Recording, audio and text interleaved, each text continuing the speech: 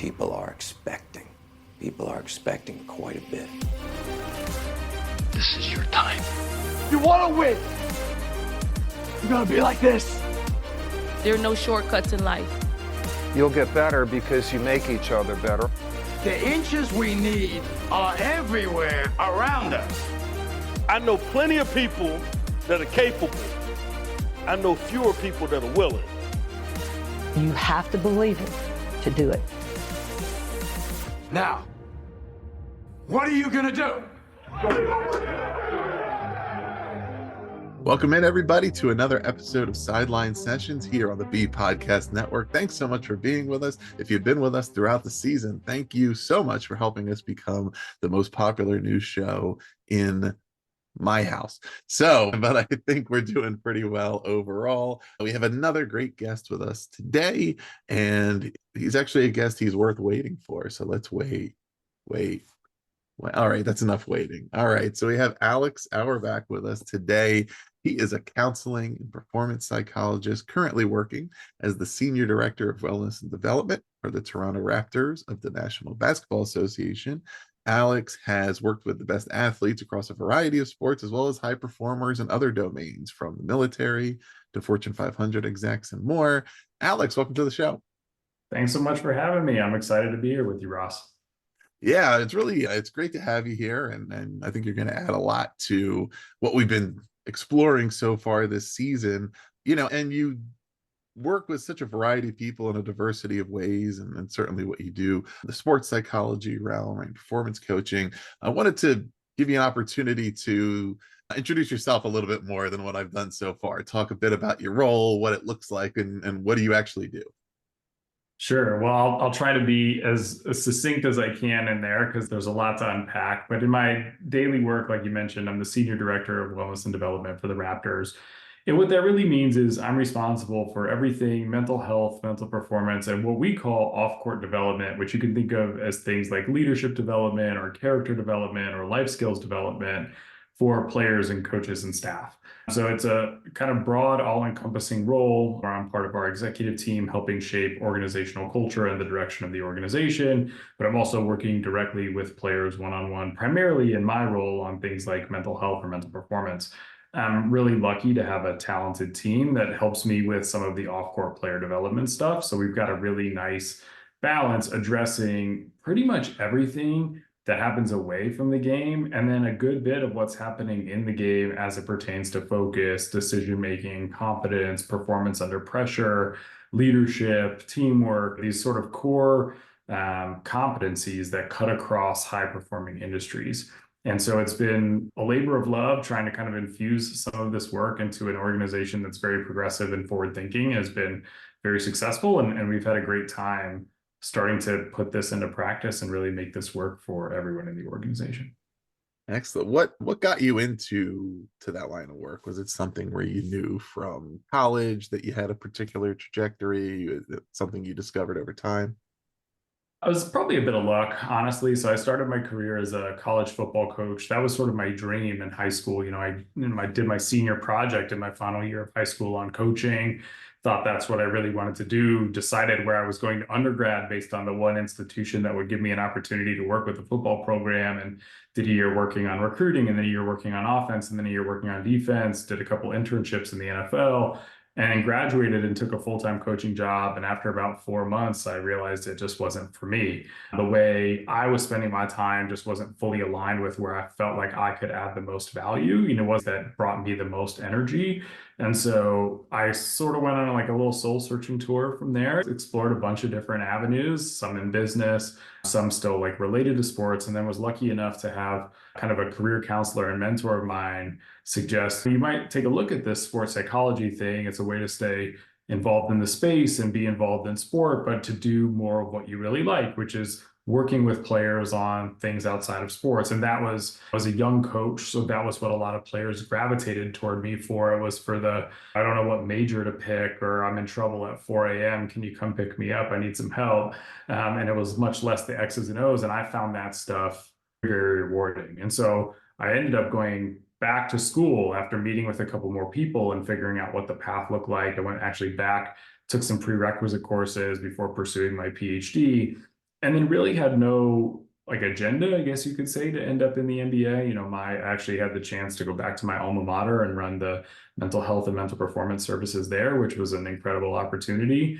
But I'd been around basketball enough that I think I just sort of got lucky and ended up having the opportunity to interview for a few NBA jobs, and then found one where the leadership really aligned with kind of my vision for how a program should develop, and made the jump to the Raptors. Excellent. Have you noticed, it certainly seems partially from your description of what your role currently entails, and a lot of what I feel like I've observed as well, that there's been a shift toward a more comprehensive approach to mental health, mental skills, right? Like the sports psychology around the around all around performance with athletes in the sports, where I think when a lot of it initiated and originated, it was around a pitcher that has the yips and can't throw strikes anymore, or somebody who just lost the ability to shoot free throws. Right? It was more narrowly defined. Okay, there must be a mental performance issue here because it's not really physical, but not necessarily at that time looking at mental health and mental wellness overall beyond how it relates to athletic performance. Do you feel like now there's generally a more comprehensive approach to that? Yeah, I think that's right. I mean, I think you're spot on. The origin of a lot of sports psychology was really, it was in baseball, speaking of the yips and pitchers, but it was really about solving a specific performance problem. Someone would be on the team, and executives and coaches would be trying to figure out how we get this guy to do what we want him to do, basically, and to perform well. And it's not a physical skill deficit. So there must be something going on between the years. And then I think as we've gotten more sort of culturally sophisticated in our understanding of mental health and the link between the brain and body and how everything works and fits together, I think sports teams are wising up to this idea that, like, you can't really perform if you're not well. And well means both physically well, right? We don't expect an NBA player to play 82 games on a bum ACL, and mentally well too, right? We shouldn't expect an NBA player to be able to perform at their highest level when they're struggling with things like depression or anxiety or substance use or whatever else it may be. And I think as people have started to think about wellness as an investment in future performance rather than this kind of taboo subject that we don't really want to deal with and only fits for specific problems, you've started to see more and more acceptance and openness toward mental health broadly. And of course, that's been helped by players like DeMar DeRozan and Kevin Love, Simone Biles, Michael Phelps, like speaking out about mental health and how their mental health has been impacted by and through their sport participation. But it's also been, I think, a larger sort of cultural reckoning with the fact that mental health doesn't have anything to do with weakness or problems. What it really has to do with is building a foundational set of well-being practices that allow you to sustain growth and development over time and take care of yourself.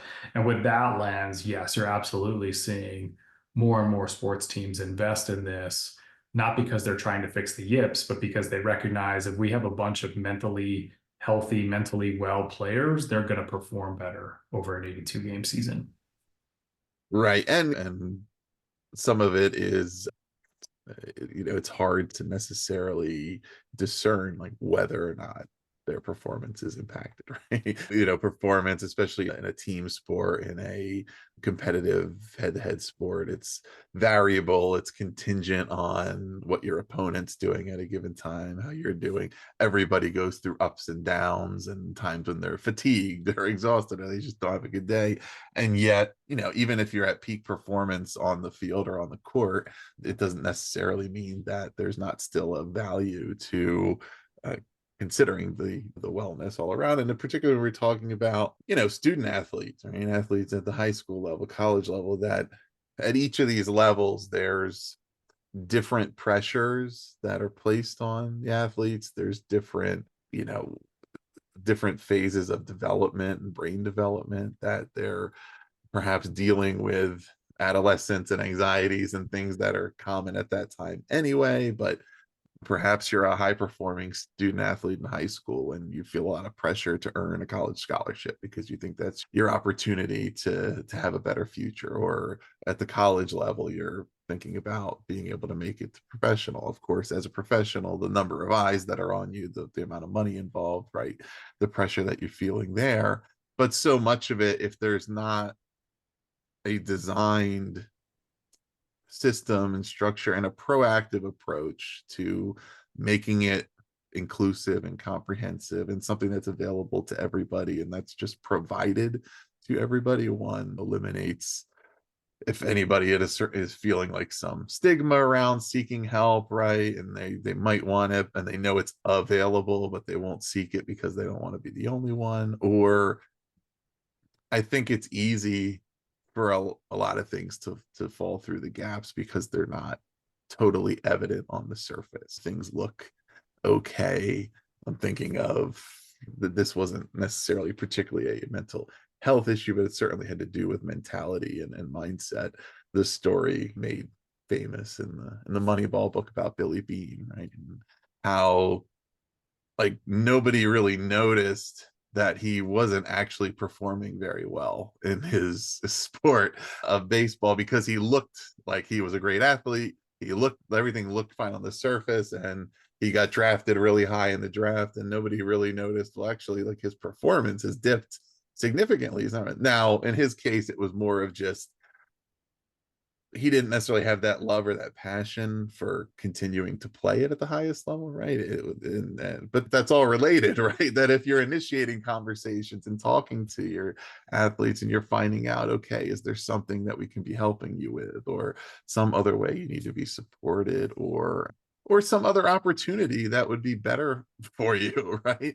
But there's also things that are going to be more urgent and important to uncover as well, that a proactive approach is going to find, where it's just by saying a resource is available doesn't necessarily mean that people will avail themselves of it.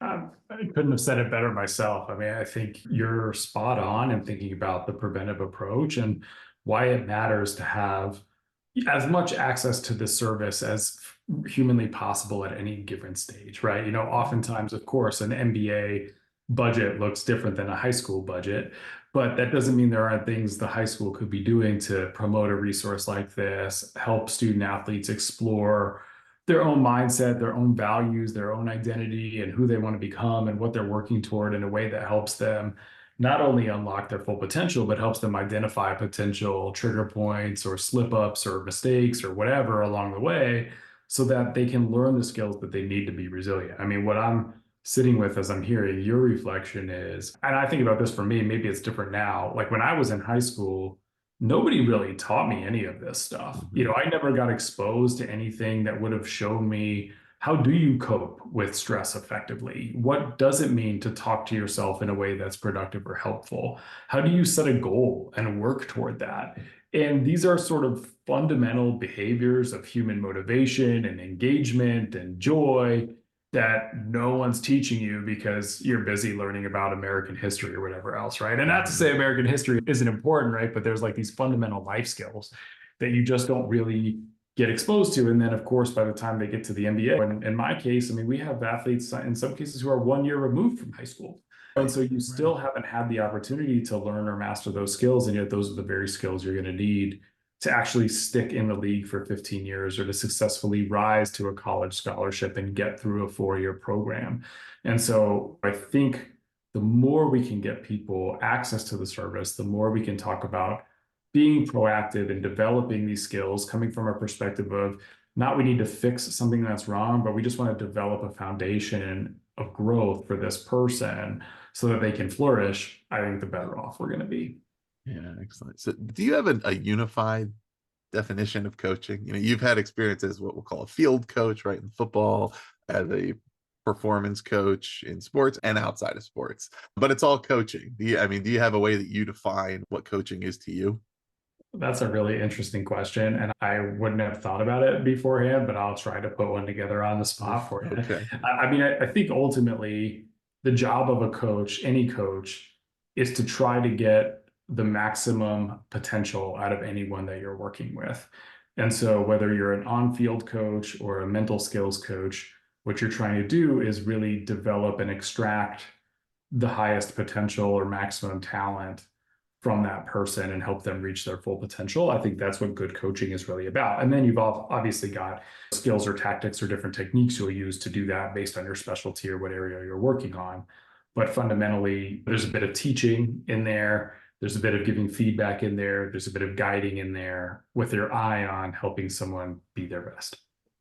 Do you see the type of coaching that you're currently focused on as supplementing, augmenting, enhancing, I guess, that's coaching done by the traditional coaching staff? And in other words, I guess, like, make the case to those traditional coaching staffs about why they should ensure that there is performance coaching, a sports psychology element to, to improve the overall performance of their athletes.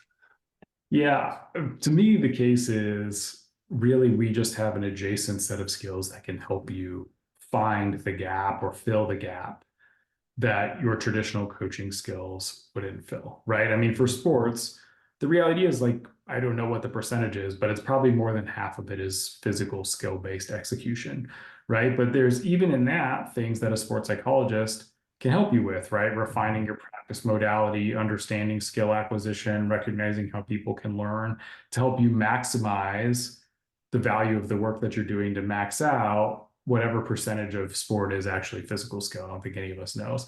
And then the mental side is going to be whatever is left over, right? There's going to be a lot that we don't see or that is untapped in potential by not addressing that. And so when I talk about my work, the way I think about it is we all have the same goals. Just like you as a tactical coach want to win and want your athletes to develop and perform well, I also want our athletes to develop and perform well. I also want to win. My expertise is just in human behavior and understanding how mindset drives human behavior toward a specific goal. And your expertise is in how we develop the physical skills needed to execute the task in pursuit of that goal. And if we put those two things together, we've got the whole person and the best chance of reaching that 100% potential. And if we don't, we're going to be leaving something out somewhere. And unfortunately, sports psychology has not always done as a field the best job of articulating. And so I think there still is a little bit of like resistance, and oftentimes coaches feel like it's their team and the sports psychologist is trying to take their team from them. And the reality is we're not really opposing each other. We all want the same things. We just have to find ways to frame it so that everyone recognizes the unique value of each skill set and aligns around the common goal. Yeah, I mean, I think that's a great point. We haven't talked about it in that specific lens before, but I think that theme has recurred at times during this season, just with the different approaches to coaching, right? And that traditional authoritarian mindset of kind of the coach as general sort of thing, and I need to be in charge, to hopefully more modern and enlightened views. But still, it comes up, right, when there's things that the coach is feeling like, well, this is out of my control, and by nature it's prohibited from being under my control, right? Not only am I not in charge of what's happening with, say, mental health services being provided to my athletes, but I'm not allowed to interfere with it. And okay, now am I starting to lack confidence or not know what's happening and all of that? And yet, fortunately, in many cases, the results can speak for themselves. Sometimes I think between identifying and then actually being able to deliver on supports is not always easy, because you need to have a willing participant, right? And I'm sure you've had this experience. I noticed it in my history, but yeah, I was a psychology undergrad, considered going to sports psychology, ended up going a sports business route, but had spent time working particularly in baseball, right? And there were just things, probably because of having an interest in it and having some knowledge of it and some intuition, where I think most coaches and scouts and folks like that certainly believe themselves to be experts in behavioral theory and behavioral psychology, and yet, as proven by things such as the pretty consistently poor track record of teams when it comes to drafting players, right? And not being able to really figure out, okay, who's gonna achieve their potential, who's not, and all these factors beyond athletic ability. But there were certain things where it was like, in 5 minutes, based on something that a certain athlete is doing, I can tell whether this person is going to be successful or not.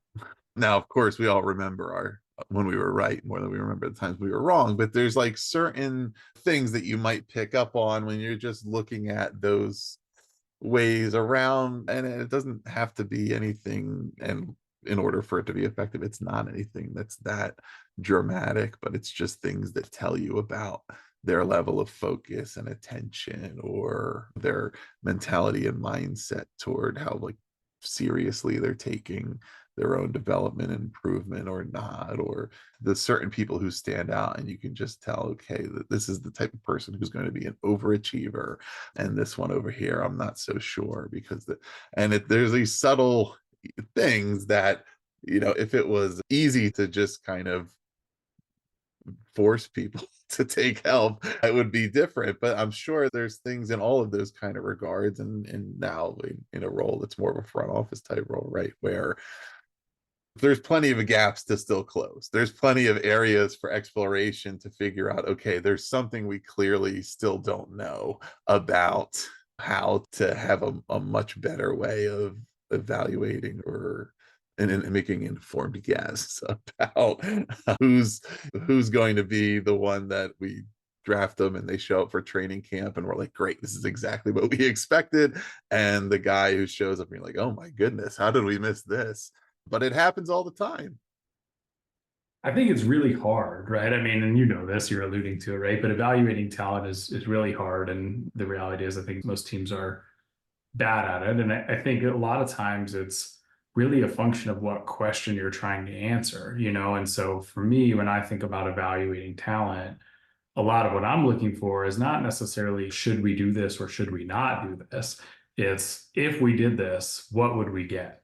And that I think is a very different way of looking at it, because what happens is you're now no longer trying to get it right. You're just trying to assess, like, do we have the resources, the capability? Would we be comfortable with this? Assuming that from my lens, the physical talent is accounted for, right? I'm nowhere near qualified to evaluate an NBA physical talent. And that's kind of a baseline prerequisite in my world for getting in, right? But assuming you can get in the club, do you have, or do we feel comfortable with the constellation of characteristics and mental skills or personality traits, whatever you want to call them, that we would be working with on a day-to-day basis? And you'd be surprised at the number of teams across all 4 or 5 leagues that don't even touch this at all for whatever reason, right? They're not sure about it, or it's hard to measure, or they just don't believe in it yet. There's lots of reasons, but it does, to your point, really cloud your understanding of who a person is. Especially, we know that personality changes by state and situation, right? Like who you are on a basketball court is not who you're going to be at home with your partner. And there's going to be certain core features of you that carry over, but there's going to be a lot of you that doesn't, right? And so to only understand you in one context is to really miss like a whole bunch of other things that contribute. And if you look at the draft class, typically like in the NBA, who doesn't get an extension, for example, on their rookie deal, those are like the first kind of signs that things have gone south. When you look at those patterns over time, a lot of what it is, at least publicly, is more of the kind of understanding of life skills, management stuff that gets in the way. Very rarely is a player not extended at all because they simply lack talent. It's more because maybe they struggle with decision making, or they're struggling with their mental health and they haven't received support, or whatever it might be. And you can identify some of that stuff earlier in the process and really help yourself figure out, if we get this person, here's what we need to do to support them. And do we have that ability to do that? Yes or no? If the answer is yes, right on. But if the answer is no, you're doing both yourself as a team and the player a disservice in trying to sort of imagine or pretend that doesn't exist or isn't important to the performance. Yeah, one of the things that tells me clearly that so much of it is based on factors outside of athletic ability is how immediately it often shows up, right? Where again, it's typically with like a rookie type player or a draft pick or something, but how I mean, as soon as they show up for training camp, all of a sudden it's like, oh my goodness, there's something that we missed, right? And if it was physical ability, like the scouts wouldn't be that far off, right? Sometimes again, in head-to-head sports, you have different levels of competition and surroundings and things that you have to project.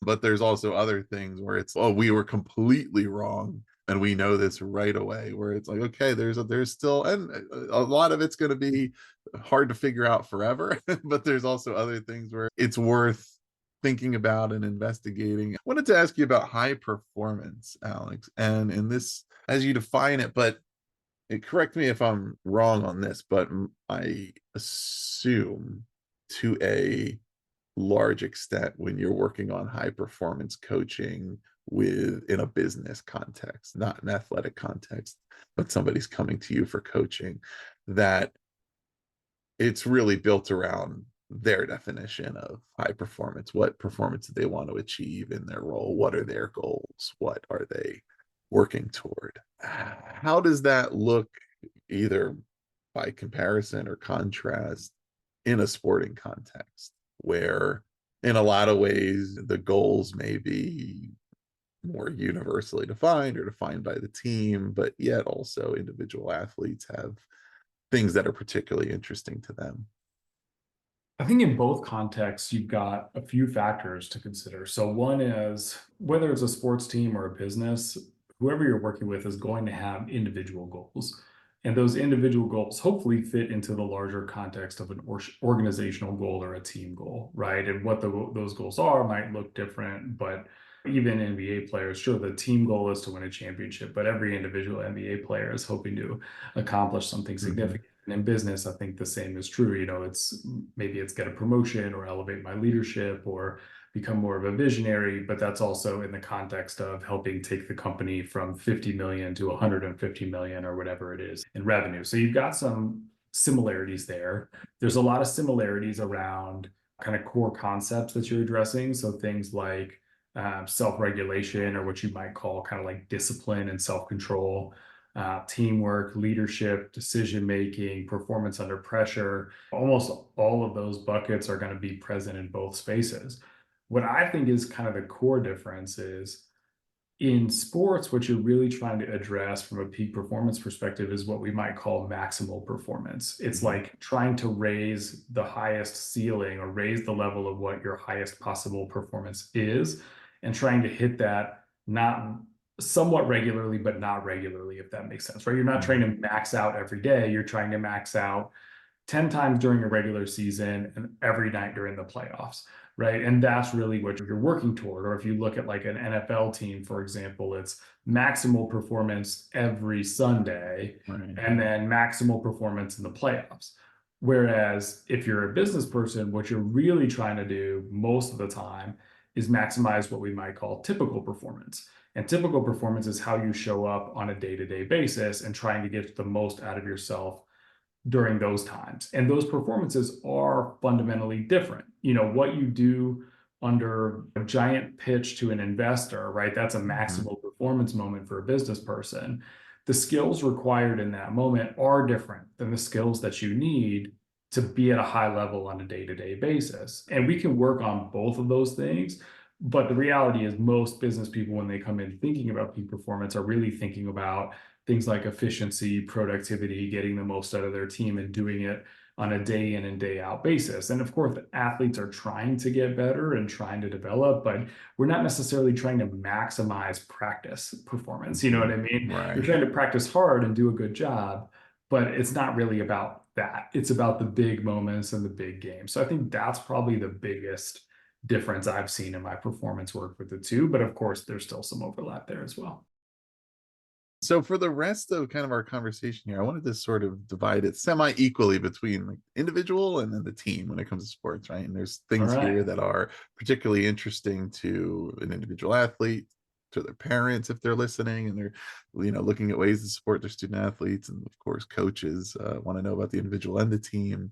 I thought maybe we could get even slightly more granular into some of the particular things that come up commonly that you would work with athletes on, or that you certainly know that, right, young athletes are either they're aspiring to or that they're challenged by, right? Either case. It doesn't necessarily mean that they're struggling with anything in particular in order to want support, but they do, right? Performance anxiety, things like that. I mean, there's a lot of that goes on. Yeah, I think, I mean, I guess to cut across like the sort of common challenges or the things that are coming up most regularly in youth sports, I think perfectionism, which I think is like adjacent to performance anxiety you named. What else would I think would be present there? I think a lot of is confidence and like learning just kind of the fundamental skills to sort of manage and maximize yourself during those times. You know, again, like there's just not a lot that's been taught there. And a lot of what we internalize is like our parents or our coaches, right?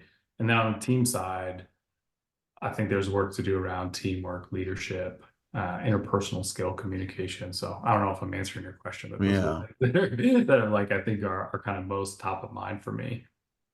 Are there certain, it's a hard question to answer because there's a variety of different things and they might not all be the same, but are there like signs to look for? Let's say I'm a parent of a high school athlete or whatever, and I kind of want to figure out, is there something that my child might be challenged with or they're struggling with a little bit, and how do I pick up on that so that I can go about talking to them or seeing if there's resources available? I mean, I think the first thing to look for is just a change in behavior, right? So if all of a sudden your kiddo is behaving differently after practice or before practice, or has a pattern where all of a sudden they just don't feel like playing as much anymore, or they don't want to go, or they're more resistant, or they drag their feet or whatever, those would be things to kind of look for that would sort of be a sign of like, something might be up here. And I think it's hard because as a parent, you want nothing but the best for your kids, right? You always want them to feel good and feel happy and be fulfilled. And yet we can't like rescue them from the normal human experiences that they're going to have around like looking good in front of their peers and managing social impressions and all those things. And so I think I would encourage parents to be open, vulnerable, and transparent about what it is that they're seeing and be open to the response from their athlete. So one of the things that's tricky in this situation is parents that I've worked with, hedge is not necessarily the right word, but it's the word I'll use. They kind of like hedge in their questioning because they think that they know, right? And of course, we know our kids better than anyone else, right? And then they know themselves. But that shapes the way we ask the question. Hey, it seems like something's wrong. Will you tell me what's wrong? Is a very different question than how are you feeling about going to practice today? Right. And looking for data versus looking to confirm what you believe, I think is a little bit different. And so that's really what I'd encourage is going in with this openness. Here's a change in your behavior I've observed. Can you tell me what this change means? Not this change of behavior means something is wrong. What is wrong? Explain to me the problem. And if you can get into that level of kind of framing it, then you open up a possibility of your kiddo saying to you, you know what, I'm struggling with this. Or actually, you know what, when we're driving to practice today, I'm really preoccupied with this test I've got going. It has nothing to do with sports. And I think you want to create a space where your athlete can talk to you about whatever it is, which is ultimately what I think most loving parents want, and not create a space where they feel like they are kind of boxed in by the way we ask questions. So it's tricky, but that's how I might think about approaching it and what I'd look for. Yeah, no, tricky is a good word because I know I'm not only speaking from personal experience, because I know I'm not the only one who ever would have experienced a scenario, for example, in which participating in the sport is the thing that brings you joy, but the coaches are the bring you the opposite, right? And it's like, okay, they go together. These particular coaches or coaching staffs that I really butt heads with don't really want to spend a lot of time around, and yet that's kind of part of being on this team. How do I, especially as a student athlete, a young athlete, how do I not throw away the thing that is valuable to me whether it's just the participation in that activity, that sport, and I just enjoying it for what it is, or whether it's something that might lead to future opportunities, right? How do I still embrace that and make the most of it according to what I want to get out of it, while also navigating these other things that are causing me a lot of strain, right? Tricky, but something that perhaps at least the dialogue could start to get to some sort of a solution. I think so. And I think it's about, asking your athlete, or if you're an athlete listening, like reflecting on, like, why do you want to participate? What are your values here? What's in it for you? What's the meaning you're extracting? And for a lot of high school athletes in particular, I think what you'll find is some of the stuff you've alluded to, right? It's time with friends, it's an opportunity to develop a new skill, it's love of the sport, but coaching, parent feedback, wins and losses, a lot of these things, I would say, like, obscure our view of why we got into it in the first place. And so a regular conversation or dialogue, kind of revisiting those things and asking the right questions about those things, can go a really long way. So thinking about things like, what did you learn today? If your athlete is really focused on development, or if you're an athlete, writing down, what have you learned each day in practice? Or if what keeps you in sports is fun, like, great, what was fun today? Or if it's friendships, so how did you interact with your teammates today? What was that about? Trying to really tap in and stay grounded to those things that sort of pulled you in the first place, I think, is what can keep you kind of coming back for more and more in that space, and ultimately sustain engagement. But of course, like, parents and coaches do have a responsibility, I think, to try to create an environment where engagement is sort of at the center.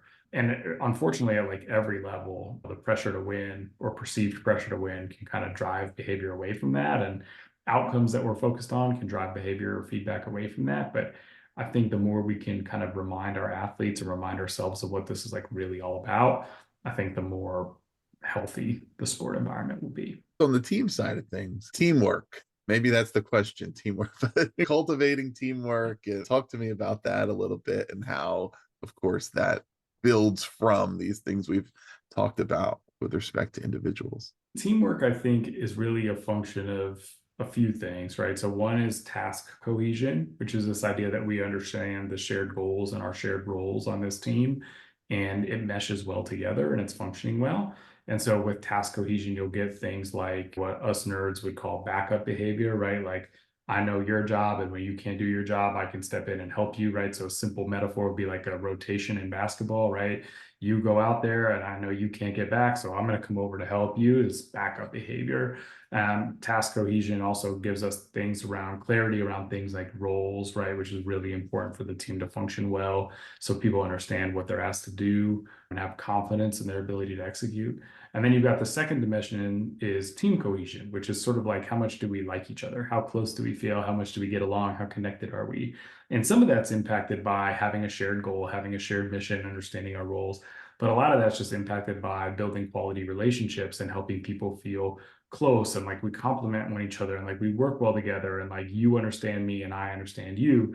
And honestly, a lot of that is a function of time and exposure to one another, and really having the chance to kind of go through things together. So that's sort of the really simple framework I use to kind of think through like teamwork and what it means, or how people get better at it, is sort of clarifying or amplifying one of those dimensions, and really trying to figure out like how you get great at whatever that one thing is, whether it's leadership, because all teams need a leader, or good communication about the roles or tasks, or good communication about the quality of our relationship, or learning to back someone else up and support more than we typically do. All those things would sort of be a function of good teamwork. How, I guess, with respect to like mindset and motivation, right? I mean, what are some of the things a coach may focus on in order to kind of cultivate an attitude of teamwork and team orientation as a positive? And I think it's particularly true at amateur levels, high school levels, where it was like, for example, I recall in my days of like playing high school football, how our sideline, when you look at like how many players are on this team, was always a lot emptier than it should have been relative to the size of the school, right? But it was because there just really was never much of any kind of intentional effort undertaken to make players feel like they were an important part of the team if they weren't a starter, right?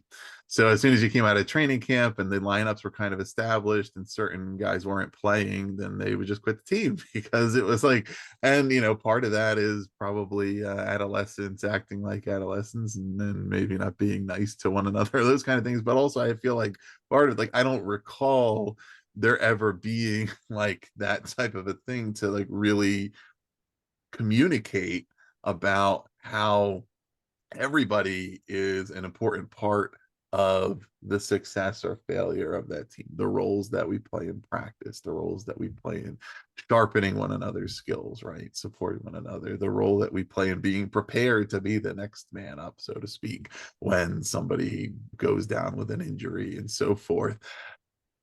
But everybody is going to have certain individual goals of their own, whether they're trying to get a scholarship or just trying to be the star player or trying whatever, or just trying to have fun. But I think there's a certain challenging, tricky, again, like it's not easy, but an important objective around being able to help the individuals on a team develop a mindset about seeing it as their contributions to the team as being important, no matter what their respective role is within that roster. Yeah, I think there are probably two kind of fundamental underlying beliefs, assumptions, or biases that I've seen kind of play out with coaches in the way that you're describing. So the first is this, I think, incorrect assumption that you can either have a team goal or an individual goal, but you can't have both. And so coaches will often talk about things like you need to give yourself over to the team. You need to subvert your own needs in service of the team. You need to let go of your own agenda and be about the team. And nobody can do that because we're all fundamentally evolutionarily evolved to take care of ourselves first, right? And our immediate tribe.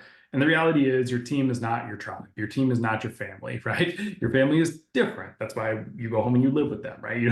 Most kids aren't going home and staying overnight with their coach and eating dinner and having to deal with all that other stuff, right?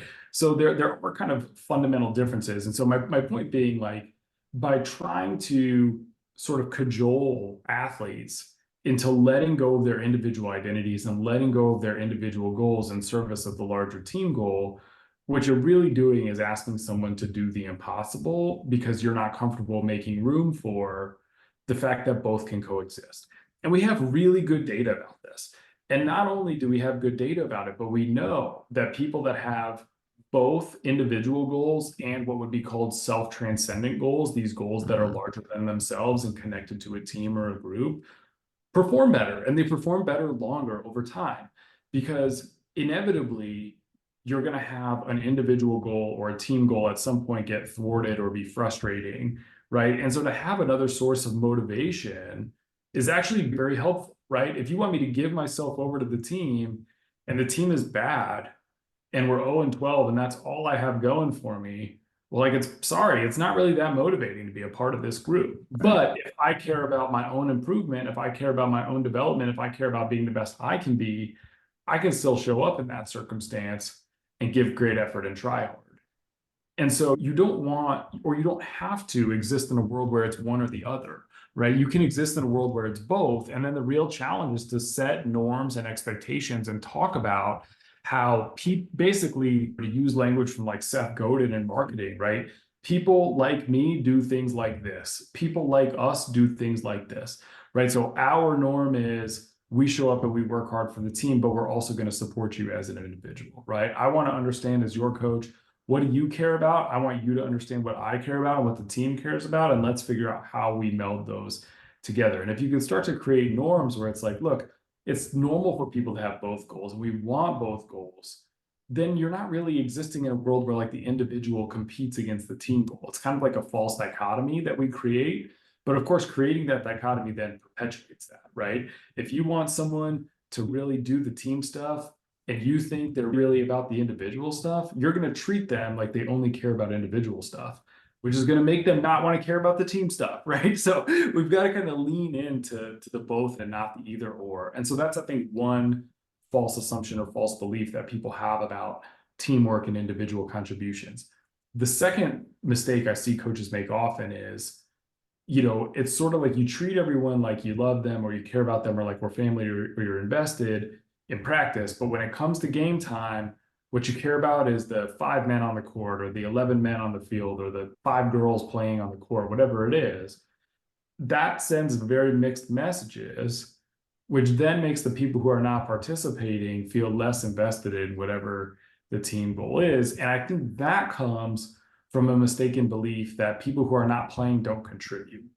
And we know that teams who feel more cohesive, like the bench players, are involved, right? They play in some cases a very big role in keeping the group together. They see things that players on the court don't see. They can have different relationships with players who are playing than the players on the court might have.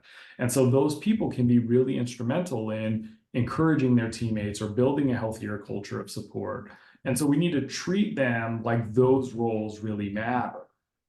And if we can do that, then we can really get the most out of the group and out of the team. And by the way, the players who are starting care about that. The players who are starting care about how their friends in the locker room who aren't playing are being treated. Whether they say that to you or not, it's just every athlete I've worked with, they care about all of their teammates because they're in it together in a way that they're not in it with the coach. And so you have to appreciate that how you treat everyone is going to be absorbed by each individual player. And it's going to shape the way each individual player feels about the team you're creating. Yeah, no, that's great. And I love that research about there are players who have individual goals and the self-transcending goals perform the best. And that adds up, right? And it encounters, I think, a lot of friction in the popular discourse about winning but I think the elite athletes or just any ambitious athlete, they want to win, but they want the team to win because of them, because of what they contributed, right? Not independent of them or not in spite of them, right? And you might hear those sound bites every now and then from a player who had a great game, but the team lost, and they'll ask him about the great game. Yeah, well, I would have rather had the win. And that may be true for a day. Today, I would have been happy if I played a bad game, but we won anyway. But over the long term, no, right? Over the long term, I want to win, but I want to be the one. And that you don't have to be, again, the star player or anything, but you have to feel like you are making contributions, your contributions are valued, they make a difference. And whether you're on the starting lineup or at the end of the bench, everybody has times when they contribute in different ways when they're called upon. And particularly, right, if you're somebody whose opportunity is, you don't know when it's going to come up, even more important to be prepared and to be anticipating that, because that day when your number is called on, you have to be ready in a way that's very different from when it's always. So Alex, as we're winding down here, I guess similarly along those lines to that research you shared, but it could be research, it could be anecdotal, it could be anything. But I'm curious if there's anything that comes to mind regarding athletic performance or the contributing factors that listeners would be surprised to hear, something that maybe you often encounter that seems counterintuitive, or that most people seem to sort of think the opposite, but that in fact is not the case. Oh, interesting question. I love it. So can I give you a few? Is that okay? You can give me as many as you'd like. Surprise me many times. Okay, cool. So the kind of first 3 that come to mind. So the first is this idea that fixed mindset is bad, and that what you really need to be successful is a growth mindset. And I think what you'd find at the highest level is that you actually need both. You need both a fixed mindset, this belief that you belong, that you have natural talent, that you have an ability that makes you special, that allows you to be here, is really important for maintaining confidence. Because if all it took was hard work, I could get to the NBA, but I can't, because I'm not that athletic and I don't have the natural ability. Right. And if all you believe is what matters is hard work, then nothing really separates you and nothing makes you special, because pretty much anyone can work hard. And that's not to say hard work is easy or we should take it for granted. It's just to say that it's not unique, right? And so I think we have done popularly in psychology over the last decade or so, really a number on ourselves, sort of creating this illusion that like growth mindset is everything, right? The solution to failure is growth mindset. The solution to talent and success is growth mindset. And it's just not true. And even the Carol Dweck, the lady who first started researching growth mindset, will come out and tell you it's not true. And the research, actually, if you look at the data, points to you really need both, right? You need a fixed mindset, you need a belief in your natural talent, you also need a belief that effort matters. And what you get if you have both is this really cool combination where you know what makes you special, you know what separates you, you know what your role is or what you're designed to do in sport, and you also know that you've got to work really hard to maximize that. So that's one. The second is this idea that performance comes from within. And I think we really misunderstand the role environment plays in allowing high performance to emerge. So I think the second thing that would surprise you is the best performances tend to come from places that have good environments. And environments means both like physical setup, but it also means culture and connection between the team. It means the way people talk, the way people interact, sort of like the space around the team and within the team and between the team, as much as each individual performer. You know, and if you look at kind of dynasty type teams, right, the Golden State Warriors of the last decade or the New England Patriots of the previous, what you have is a really special atmosphere. There's no like signature, right? They don't all do it the same way. But what is consistent is the fact that there's a special environment or culture here that allows peak performance to emerge versus asking everyone individually to sort of do like the heroic individualism and be the best that they can be on their own. And that will be good enough, you know, and I think we've led people to believe that performance is kind of a function of what's inside you. And that's partially true, but it's a lot mediated by what's happening around you. And there's some fascinating research on this, but I think for the adults listening or the high school kids listening, like the easiest example I can give you is we've all had that experience where we've either sent the text or received the text that says we need to talk.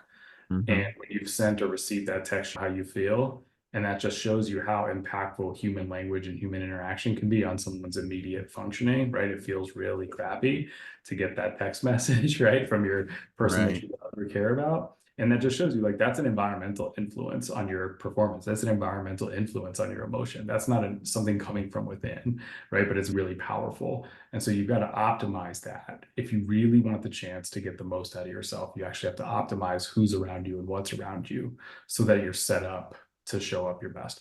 And then finally, it's that excellence is really boring.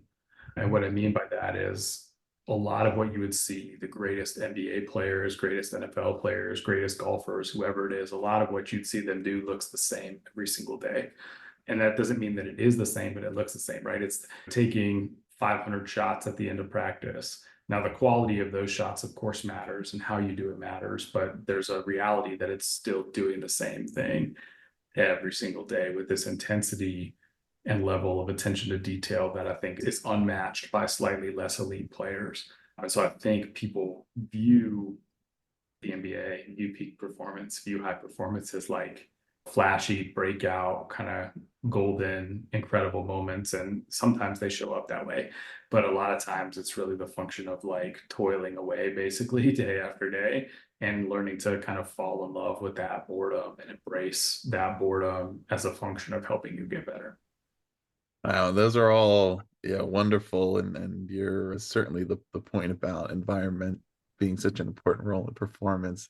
It's given me a new idea to advocate for like an annual expansion type draft in pro sports league, because that's one of the challenges, right, of really being able to get real clarity on how much is individual versus environmental, is that typically when you're in a certain environment, you can't test it scientifically and say, okay, let's compare this quarterback when he plays for this team versus this team, and you can't switch environments in a timely fashion. But I think a lot of times it's clear, you have a pretty good idea of, oh, you know what, this person, if they were in a better environment, they probably would have had a much better career, but there's no way to know that for certain.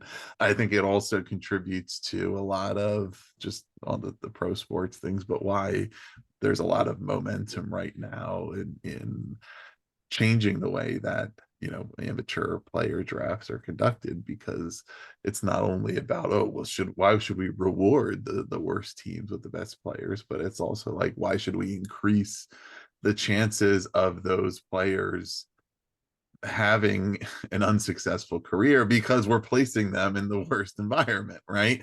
And that's, there's no way, but that matters in every level, because and outside of sports, right? But who you surround yourself with, who's your peer group, who do you choose to spend time with, who do you allow to influence you, and that either will bring out the best in you or the worst. And choosing to be around people who encourage you to try to do your best, also seeking out environments where people are better than you, smarter than you, know more than you, etc. People who can bring you up and you can learn things from, and increase and improve what you know or know how to do, whether that's sports or otherwise. And those are things that are largely within our control a lot of times, and making those decisions, but they're good things for everybody involved in the process to know: coaches, parents, athletes, student athletes, right? Because I'm going to this school, this college, etc., and there's no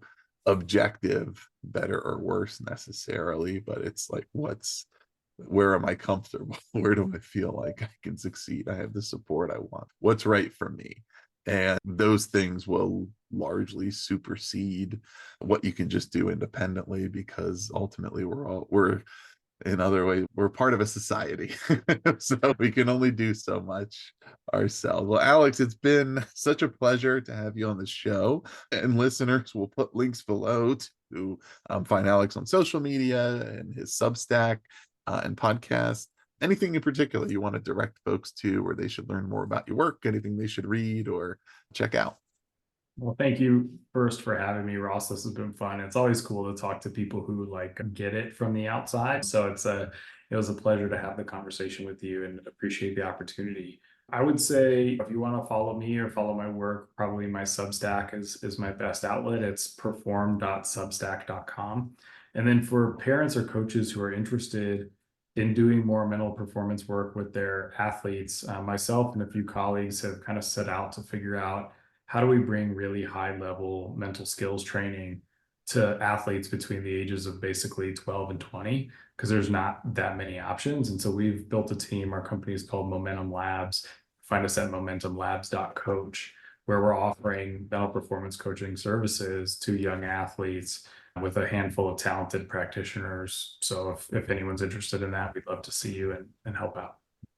Excellent. Well, yeah, we will put the links below. Certainly, it's where you can subscribe to the Substack and find Alex on Twitter and LinkedIn. And it sounds like he and his colleagues are taking on quite the challenge with Momentum Labs, because if we know that the male brain isn't even fully developed until age 25, then we're dealing with ages 12 to 20, right? And trying to really support performance and maturity and growth and success in all these different ways. And I'm sure you have your work cut out for you. So thanks, Alex, for being on the show. Thank you, listeners, for being a part of this as well. If you're not subscribed already, please do subscribe to Sideline Sessions to hear the rest of our current season here. We're going to continue to have insights and conversations from all different kind of sports: Olympic sports, track and field, swimming, basketball, baseball, recruiting, a little bit of everything. So check that out.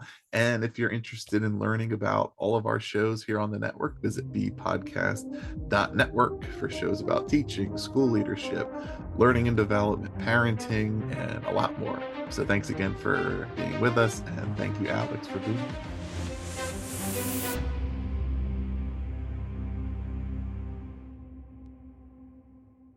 Edited by Gage Sanderson.